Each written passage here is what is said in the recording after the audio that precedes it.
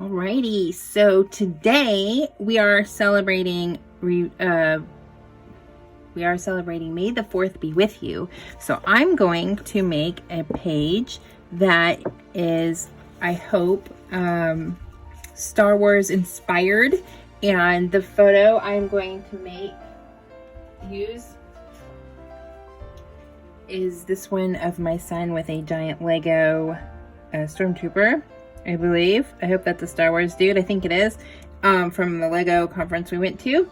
And so my idea is to do something with watercolor for the background that makes it look like a space, and then add some embellishments to make it look like a scrapbook page.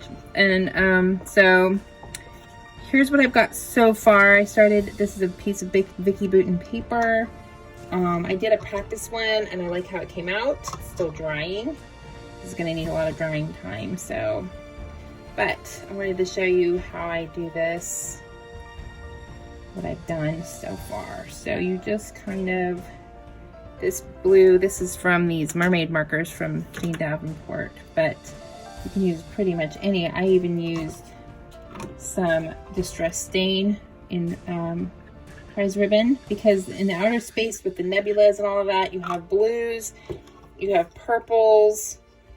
So I've added in some purples. That's a little bit dark, but that's okay. And then black.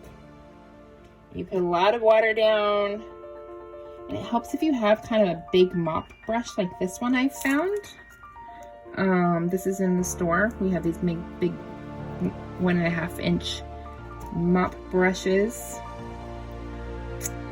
And then you just kind of plop it down,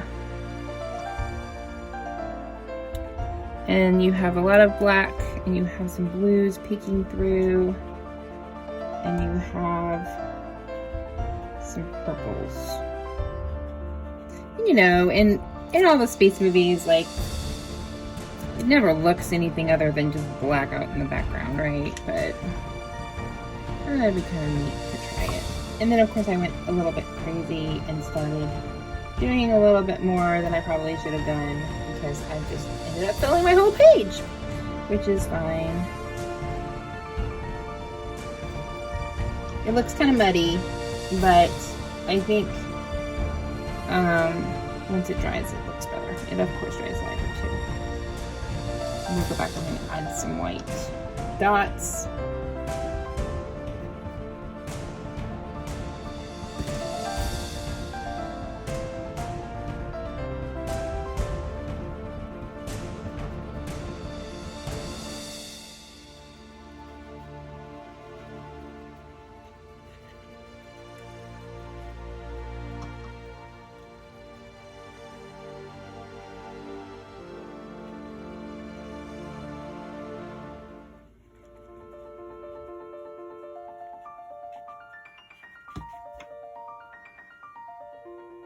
I'm using Altenew watercolors. I'm using Altenew watercolor, and I was using a little bit of the water brush refill, because this is a brighter purple and it is like liquid watercolor. And you can just kind of add some of that in there and then squish it around, and it brings in a really bright purple. Hopefully, if it doesn't mix too much with the other colors that are still wet, it'll be very bright.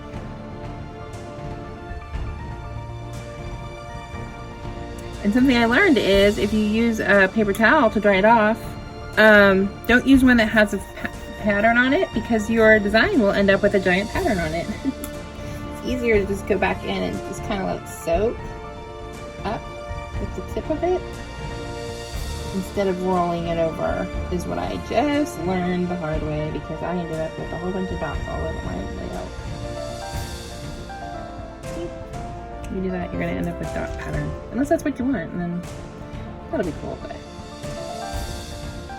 in this case, that was not what I was looking to do.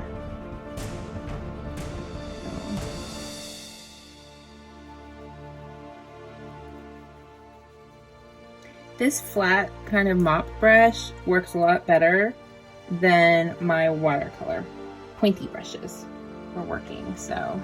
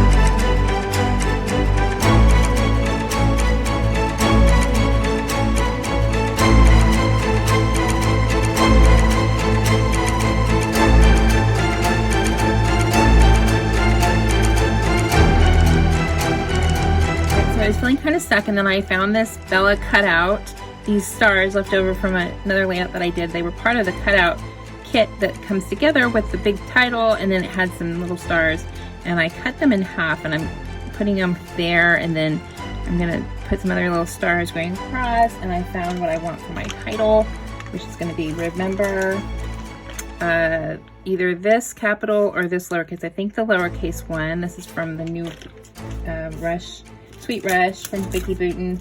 And then maybe add some more embellishments and some other little stars that I have here from the No Limits collection.